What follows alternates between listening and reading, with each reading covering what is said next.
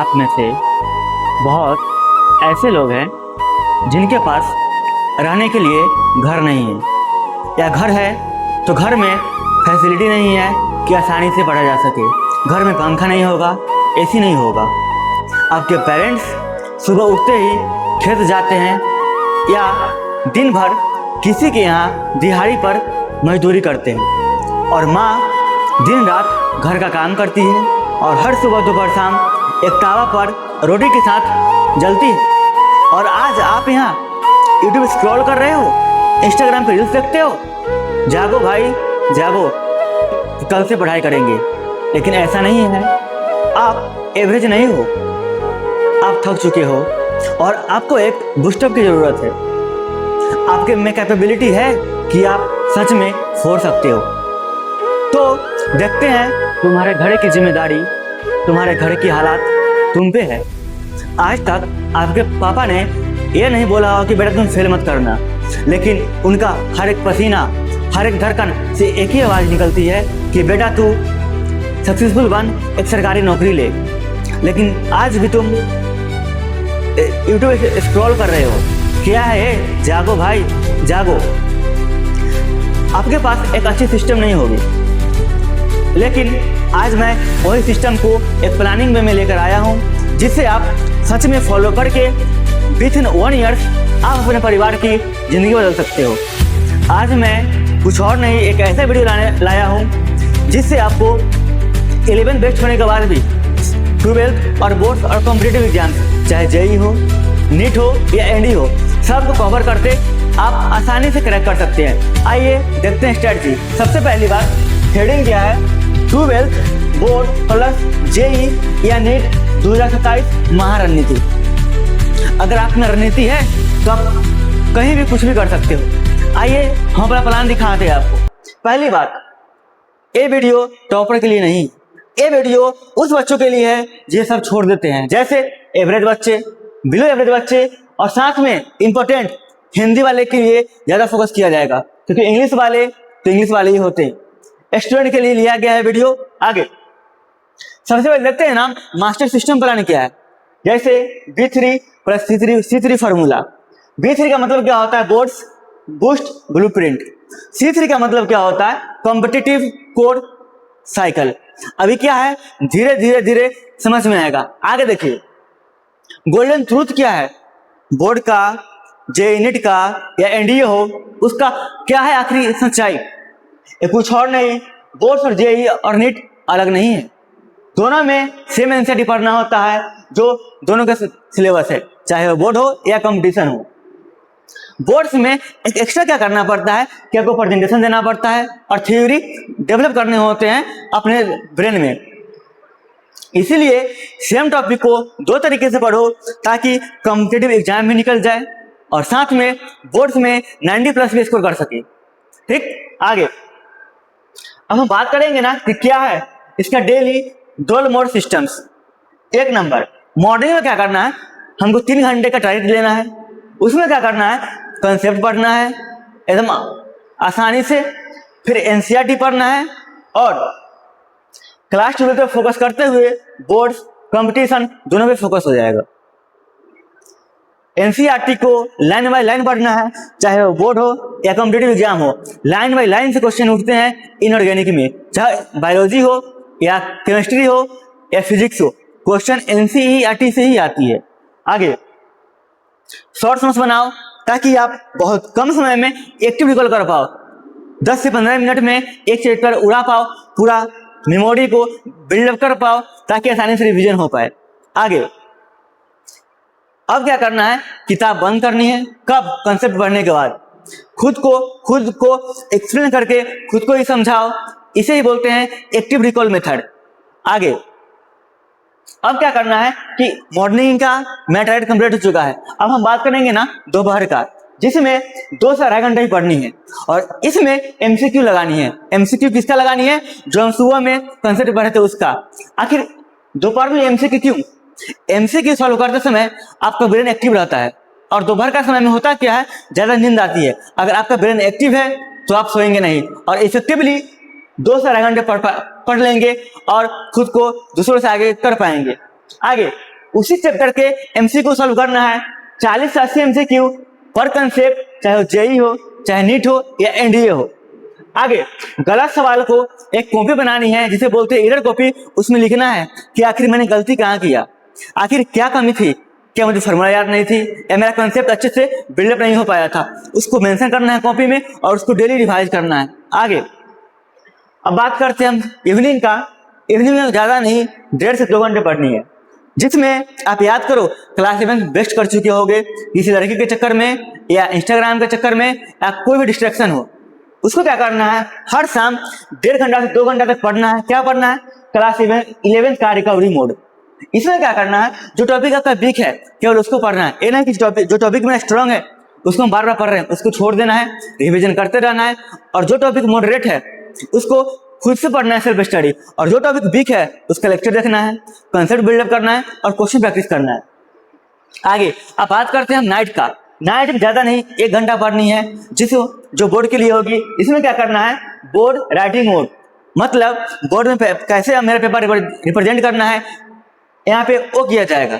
आगे अब हम बात करते हैं क्या, अगर बोर्ड्स है तो हर बोर्ड्स के लिए रात में 1 घंटा 2 से 3 आंसर लिखो और जो भी डायग्राम स्टेप प्रैक्टिस करो जो पीवाई की बुक में मेंशन रहता है, जो बार बार रिपीट होता है, उसके आधार पर पढ़ना है। आगे अब हम बात करते हैं ना कि ये बोर्ड नाइट वाला बात, ये जो है ना मोस्ट ऑफ द स्टूडेंट जो होती हैं स्किप कर देते हैं, जिसके कारण उनका बोर्ड अच्छा नहीं जाता है और उन पे प्रेशर बढ़ता है और बाद में वो कॉम्पिटिटिव एग्जाम में प्रेशर की वजह से परफॉर्म नहीं कर पाते हैं। आगे अब हमारे मेमोरी का साइंस क्या है इसको जानते हैं, ठीक। रिवीजन शेड्यूल दिखाते हैं हम आपको कि कैसे हमारे मेमोरी को साइंटिफिक वे में डेवलप किया जाए। 1 नंबर, जिस दिन हम कॉन्सेप्ट पढ़ेंगे ना उस दिन उसको रिवाइज करना है, फिर रिवाइज करना है दूसरा दिन, फिर 5वां दिन, फिर 10वां दिन। अगर आप ऐसे करोगे तो आपका जो रिटेंशन पावर है वो 3 से 4 गुना ज़्यादा बढ़ जाएगा। ये बिलीव नहीं है तो आप करके देखो, यह हर एग्जाम के लिए यह वैलिड है और बहुत सारे टॉपर्स इसको यूज करते हैं। आगे अब क्या करना है कि subject wise double study plan करना है। पहला फिजिक्स में कुछ नहीं, कंसेप्ट पढ़ना है कि यह क्यों हो रहा है और आगे फार्मूला याद करनी है कि यह कैसे हो रहा है। आगे बोर्ड्स के लिए डेरिवेशन बनानी है, डेरिवेशन बार बार लिखनी है। आगे जेईई या नीट का न्यूमेरिकल करना है डेली 15 से 25 फिजिक्स में। आगे केमिस्ट्री में 3 पार्ट है, फिजिकल, इनऑर्गेनिक और ऑर्गेनिक। हम बात करते हैं फिजिकल का। इसमें क्या करना है, मैक्सिमम से मैक्सिमम न्यूमेरिकल प्रैक्टिस करना है। ये जो टॉपिक जो होते हैं ना फिजिकल, बच्चे डरते हैं इससे, लेकिन डरना नहीं है, बहुत सिंपल है। आसानी से कंसेप्ट बिल्डअप करे, क्वेश्चन बनाइए, न्यूमेरिकल सॉल्व कीजिए और फिजिकल को मुट्ठी में रखिए। आगे ऑर्गेनिक में इंपॉर्टेंट पता है क्या होता है, बेसिक IUPAC, आइसोमेरिज्म और GOC1, GOC2, ये सब काफी इंपॉर्टेंट है। अगर आप ऑर्गेनिक को रटोगे तो फेल कर जाओगे। कभी ऑर्गेनिक को रटो मत, रिएक्शन मैकेनिज्म को समझो और मेमोरी बिल्डअप करो। आगे इनऑर्गेनिक, इसमें क्या करना है, NCERT को लाइन बाय लाइन पढ़ना है और बोर्ड्स नीट या जेईई का एक गोल्डन पार्ट होता है कि इनऑर्गेनिक का NCERT इंपॉर्टेंट होता है। आगे अब बात करते हैं मैथ्स की। मैथ्स से क्या होगा, जो जेईई वाले बच्चे हैं, एनडीए वाले बच्चे हैं, अब उनके लिए मैं बात करना चाहूंगा। आपको कुछ और नहीं, प्रैक्टिस करनी है। प्रैक्टिस मैक्स मैन परफेक्ट, आपको लगातार प्रैक्टिस करनी है। एक क्वेश्चन को, कंसेप्ट को बार बार बिल्डअप करना है, बार बार सॉल्व करनी है और डेली कम से कम 20 क्वेश्चन मैथ का सॉल्व करना है। आगे हम बात करते हैं बायोलॉजी का नाम सुनते ही नीट का याद आता है। इसमें क्या करना है कि नीट का पेपर जो होता है ना वो 90% NCERT से आता है। हालांकि अब नीट का पैटर्न बदल दिया गया है।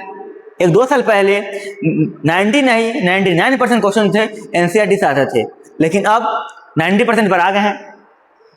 क्या करना है कि NCERT की लाइन बाय लाइन को पढ़ना है और साथ में जो भी डायग्राम होते हैं उनसे जो भी रिलेटेड क्वेश्चन होती है, fill in the blanks, A-O, सबको अच्छे से देखते चलना है, तब जाके आप। अब हम बात करते हैं ईयर कॉपी, जिसका जिक्र मैंने कुछ मिनट पहले किया था। आखिर ईयर कॉपी क्या होता है, जानते हैं ईयर कॉपी? आपका सवाल क्या होगा कि भैया ईयर कॉपी का हिंदी क्या होता है? अरे भाई आप इतना क्यों डरे हुए हो? आपको लगता है कि आपका इंग्लिश वीक है, कंसेप्ट समझ में नहीं आते, मॉक में नंबर कम आते हैं? तो कोई बात नहीं, आपको टॉपर नहीं बनना है, आपको इसी तरह मेहनत को जारी रखना है। अब हम बात करते हैं क्या, आपके पास ना ज़्यादा कोई क्लास है, ना ही कोई रिसोर्सेज है, और ना ही आपके पास कुछ है। आपके पास एकमात्र चीज़ है, वो है मजबूरी। यह मजबूरी आपका हथियार है। आप जिस दिन सोच लिए कि मेरे जीवन में हारना ऑप्शन में नहीं है, उसी दिन से आपकी जीत शुरू हो जाएगी। आगे देखते हैं ईयर कॉपी। इसमें क्या करना है कि जो भी क्वेश्चंस लिखते हैं, जो मिस्टेक्स होती है और उसका कंसेप्ट क्या होगा करेक्ट, उसको मेंशन करते हैं। इस कॉपी को रोज 10 से 15 मिनट रिवाइज करना है, हमेशा डेली। और क्या करना है, यही ना आपका पर्सनल गोल्ड माइन होगा कि आपके बिग टॉपिक को आइडेंटिफाई करना होगा और ईयर कॉपी में लिखना होगा और आप गोल्ड माइन बना सकते हो। आगे अब हम बात करते हैं ना, सब कुछ तो हो गया, लेकिन वीक में 7 दिन होते हैं, क्या क्या पढ़ना है, कब पढ़ना है। तो पहला बात, पहले 5 दिन स्टडी करना है और प्रैक्टिस करना है। प्रैक्टिस मतलब एमसीक्यू और बोर्ड के लिए राइटिंग। आगे ये एक दिन क्या करना है, जितना भी कॉन्सेप्ट पढ़े हैं आप, जो भी राइटिंग लिखी है, जो भी क्वेश्चन लिए, सबका A to Z रिविजन करना है। और एक दिन जो बचता है उसमें मॉक टेस्ट देनी है।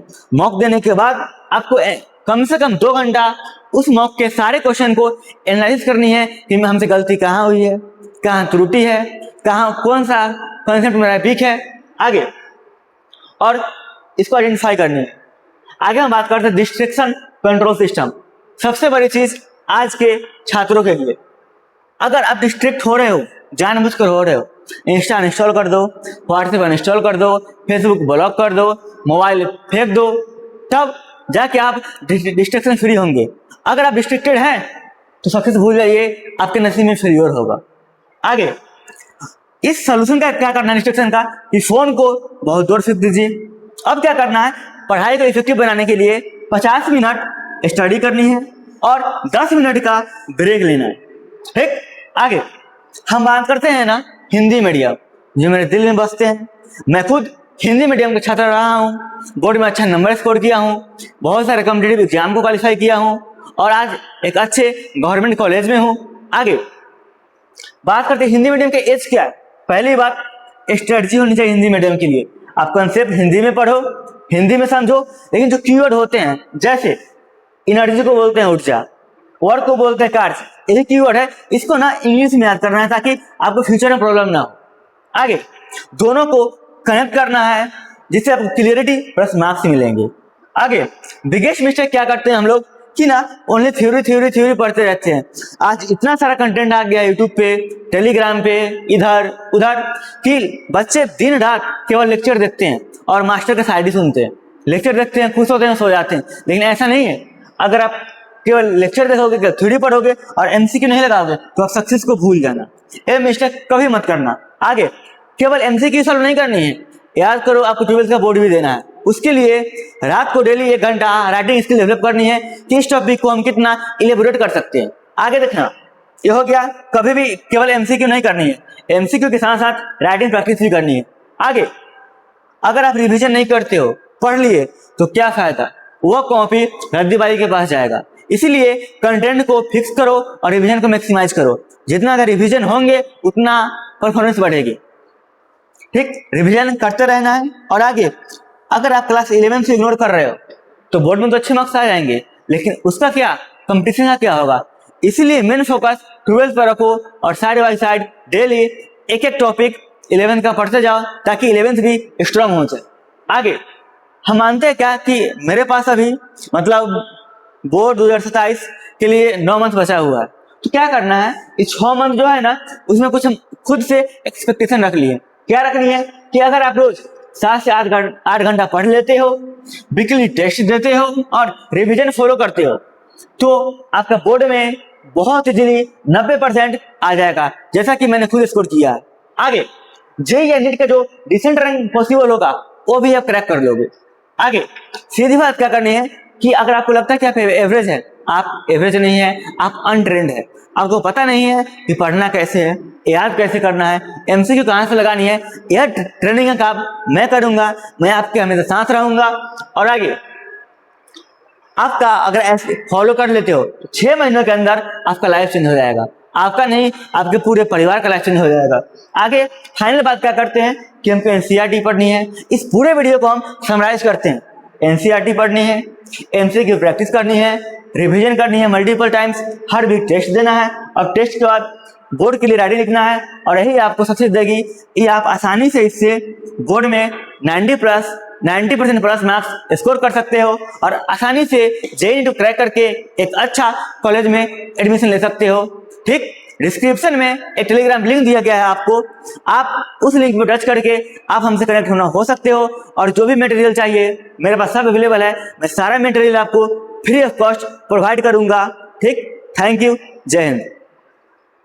Subscribe to my channel.